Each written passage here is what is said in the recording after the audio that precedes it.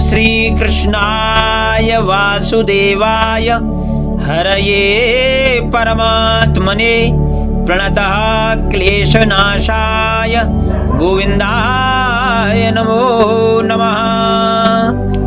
एक दिन अर्जुन ने भगवान श्री कृष्ण से पूछा, हे प्रभु, आप मुझे शुक्ल पक्ष की एकादशी के बारे में बताइए। पौष शुक्ल पक्ष की एकादशी का क्या नाम है और इस दिन किस देवता का पूजन करना चाहिए और इसकी विधि क्या है, किस प्रकार से व्रत रहना चाहिए, इसका क्या महात्म्य है। इस पर श्री कृष्ण भगवान बोले, हे कुंती पुत्र, पौष की शुक्ल पक्ष की एकादशी का नाम पुत्रदा है। इस व्रत में नारायण भगवान की पूजा करनी चाहिए।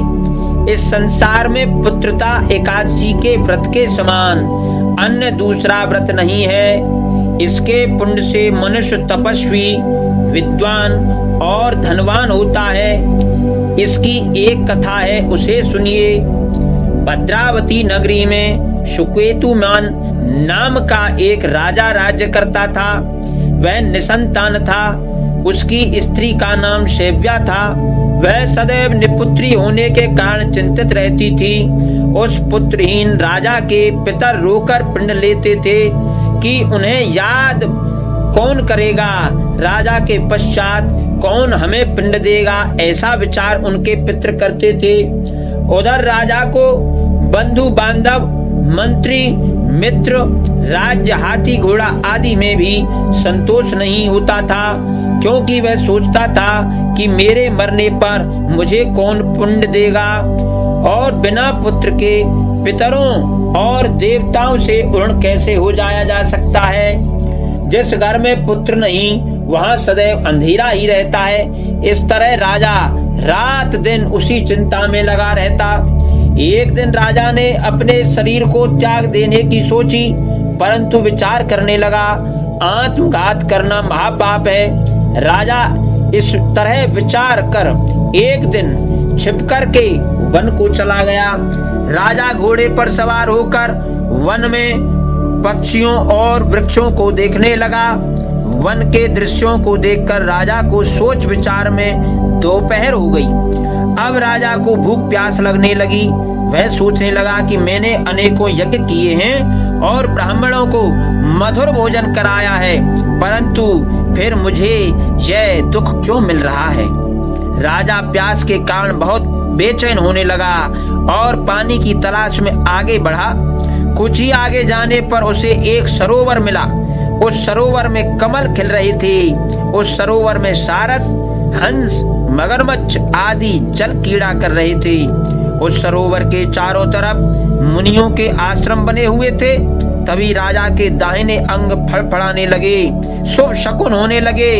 राजा मन में प्रसन्न होकर सरोवर के किनारे बैठे हुए मुनियों को देखकर घोड़े से उतरा और दंडवत करके उनके सम्मुख बैठ गया। राजा को देखकर मुनीश्वर बोले, हे राजन, हम तुमसे अत्यंत प्रसन्न हैं। तुम इस जगह कैसे आए हो, सो कहिए। इस पर राजा ने पूछा कि हे मुनीश्वरो, आप कौन हैं और आप क्या कर रहे हैं, अपना परिचय दीजिए और यहाँ किस लिए पधारे हैं। मुनि बोले, हे राजन, आज पुत्र की इच्छा करने वाले को उत्तम संतान देने वाली पुत्रदा एकादशी है। हम लोग विश्वदेव हैं और इस सरोवर पर स्नान करने आए हैं। इस पर राजा बोला, हे मुनीश्वर, मेरे भी कोई पुत्र नहीं है। यदि आप मुझ पर प्रसन्न हो तो एक पुत्र का वरदान दीजिए। मुनि बोले, हे राजन, आज पुत्रदा एकादशी है, आप इसका व्रत करिए। भगवान की कृपा से आपके अवश्य पुत्र होगा। मुनि के वचनों के अनुसार राजा ने उस दिन पारायण किया, व्रत किया और मुनियों को प्रणाम करके अपने महल को वापस आया। रात्रि में रानी ने गर्भ को धारण किया और 9 माह पश्चात उसके एक उत्तम पुत्र रत्न पैदा हुआ।